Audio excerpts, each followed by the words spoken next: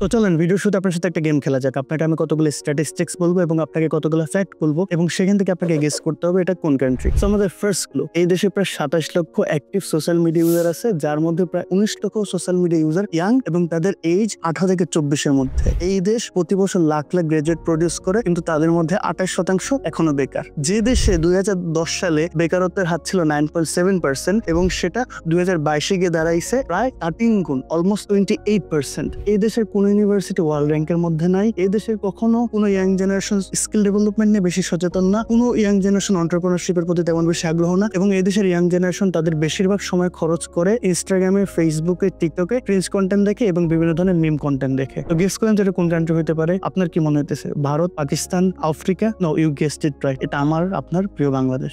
যদি এই ইনফরমেশন গুলো শুনে আপনার কপালে একটু হলো চিন্তার ভাঁজ পড়ে, you are in a right track. এবং আজকে ভিডিওতে আমরা আলোচনা করবো কেন বাংলাদেশ পিছিয়ে রয়েছে, কেন আমাদের শিক্ষা ব্যবস্থার ভঙ্গুর, কেন আমাদের ইয়াং জেনারেশন দিশাহীন, এবং আমাদের এই প্রবলেম থেকে বাঁচার কি কি উপায় আছে। এবং এই ভিডিওতে যে ধরনের ডেটাগুলো শেয়ার করা হবে সবগুলোর ডেটার লিঙ্ক এবং সোর্স আমি ডেসক্রিপশনে দিয়ে দেবো, এবং যে মতামতগুলো দেওয়া হবে সেটা কমপ্লিটলি আমার পার্সোনাল ওপিনিয়ন, এটা নিয়ে আমাকে জাজ করার কিছু নাই। তো চলেন ভিডিওটা শুরু করা যায়। First of all, capitalistic society দ্বারা বাংলাদেশের সবাইকে বোকা বানানো খুবই সোজা। আমাদের চোখের সামনে ধরায় দেওয়া হয়েছে উন্নয়নের মোহ, এবং আমরা চোখের সামনে দেখতেছি এলিভেটেড এক্সপ্রেসওয়ে, মেট্রো রেল, বিভিন্ন বড় বড় শপিং মল, বঙ্গবন্ধু টানেল, আরো কত না কিছু। কিন্তু আসলে এই উন্নয়নের ফলগুলা কি সবাই পাইতেছে? আপনি যদি আমাদের শিক্ষা ব্যবস্থার দিকে দেখেন, এটা কমপ্লিটলি ভঙ্গুর। আপনি যদি আমাদের চিকিৎসা সেক্টরটা দেখেন, সেখানে উন্নত সেবার তেমন গুণগান বলতে কিছুই নাই। প্রতি বছর সরকারি চাকরির জন্য লাখ লাখ আবেদন হয়, কিন্তু সেখানে অ্যাকসেপ্টেন্স কোথায়? আসলে এই উন্নয়নগুলো কিন্তু একটা সোসাইটির মানুষের জন্য হয়েছে, একটা শ্রেণীর মানুষের জন্য হয়েছে, কিন্তু নিম্ন মধ্যবিত্ত এবং মধ্যবিত্ত ফ্যামিলি প্রতিদিন বাঁচার জন্য লড়াই করে। তো এবার আছেন সব থেকে গুরুত্বপূর্ণ জায়গায়, যেটা আমার মতে এবং আমার মতে সবাই এটাতে এগ্রি করবেন, সেটা হলো বাংলাদেশের শিক্ষা ব্যবস্থা। বাংলাদেশের শিক্ষা ব্যবস্থা অলরেডি ভঙ্গুর, এবং একটা জায়গায় কথা আছে,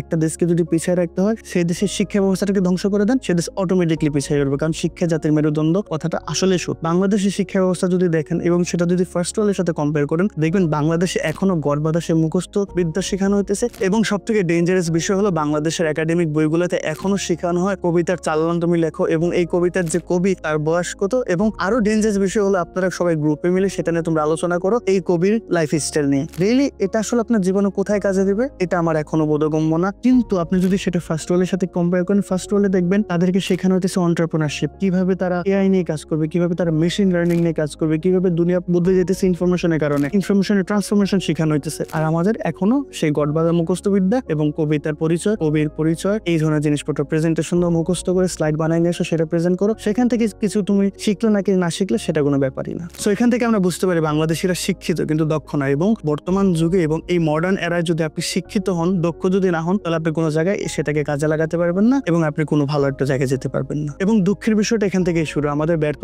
শিক্ষা ব্যবস্থা আমাদের ইয়াং জেনারেশনকে নিয়ে যেতেছে টিকটকে, ইনস্টাগ্রামে, ফেসবুক লাইভে, সেখানে গিয়ে তারা সারাদিন টাইম স্পেন্ড করতেছে এবং দে আর লার্নিং নাথিং। আপনি যদি একটু ঘাটাঘাটি করেন, দেখবেন Bangladesh one of the largest country Facebook ইউজের মধ্যে, এবং তারা 8 পজিশনে আছে, এবং তার মধ্যে আমাদের ইয়াং জেনারেশন অন্যতম। এবং আমাদের ইয়াং জেনারেশন আমরা কি করতেছি? আমরা ফেসবুকে যেতেছি, ইনস্টাগ্রামে যেতেছি, টিকটকে যেতেছি, সেখানে গিয়ে আমরা বিভিন্ন ধরনের ক্রিঞ্জ কন্টেন্ট বানাইতেছি এবং সেগুলো দেখতেছি এবং সেগুলো প্রমোট করতে চাইতেছি। কেউ আমরা স্কিল ডেভেলপমেন্টে আগ্রহী না, কেউ কিছু শিখতে চাইতেছি না, কেউ বই পড়তে আগ্রহী না, সবাই এখানে ভাইরাল হইতে চাইতেছে। এবং এটাই আমাদের সব থেকে ডেঞ্জারাস একটা জিনিস, কারণ একটা ইয়াং জেনারেশনের ব্রেন সম্পূর্ণ আমরা কোলাপস করে ফেলতেছি। আমরা বাঙালিরা শুধু সময় অপচয় করি না, আমাদের মধ্যে আরেকটা সব থেকে ভয়ানক জিনিস আছে, সেটা হলো প্রতিহিংসা। আমাদের মধ্যে কেউ যদি সফল হয়, আর এটা লাক ছিল, ও নিজে থেকে কিছু করে নাই। আমাদের মধ্যে কেউ যদি কিছু করতে চায়, আরে ও কিছুই পারবে না। এবং এই ধরনের বাধা বিপত্তি অপেক্ষা করে সে যদি একটা ইনোভেটিভ আইডিয়া আপনার কাছে নিয়ে আসে, আপনি বলবো ওই গরিবের দাম্ভিকতা, কিছু করতে পারে না, কথা বলতে আসছে। এবং এই সবগুলোর একটাই রিজন, কারণ আমরা কাউকে সফল হতে দেখতে পারি না, এবং আমরা সবসময় ব্যর্থতাকে উদযাপন করি, কারণ আমরা নিজে থেকেই ব্যর্থ। আর আমাদের এই নেতিবাচক মানসিকতা চাষে ছোটবেলা থেকেই, যে কারণে আমাদের পরবর্তীতে আমাদের লাইফে এন্টার হয় স্টুডেন্ট পলিটিক্স। অন্যান্য দেশে যদি ফার্স্ট ওয়ার্ল্ড আমরা কম্পেয়ার করি, স্টুডেন্ট পলিটিক্স মানে তারা ডিবেট করবে, তারা অ্যাওয়ারনেস নিয়ে কথা বলবে, তারা ক্যাম্পাসের ডেভেলপমেন্ট নিয়ে কথা বলবে। আর আমাদের এই নেতিবাচক মানসিকতা চাষে ছোটবেলা থেকেই, পরিবার থেকেই এবং আপনার সারাউন্ডিংস থেকেই। আর এই কারণেই আমরা যখন স্কুলে প্রবেশ করি, কলেজে প্রবেশ করি, সেখান থেকে শুরু হয় ছাত্র রাজনীতি। এবং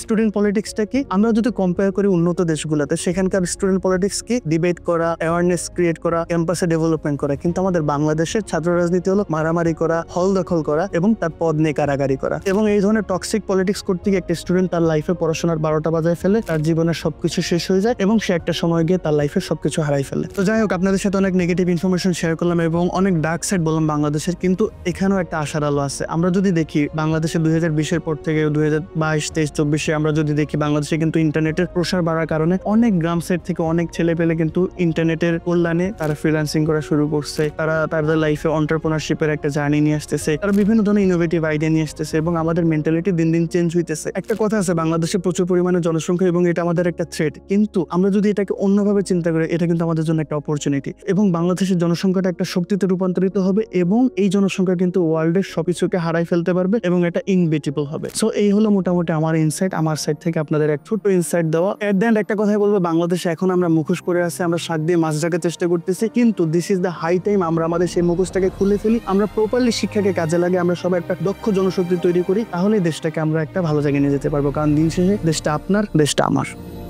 আমার সোনার বাংলা, আমি তোমার।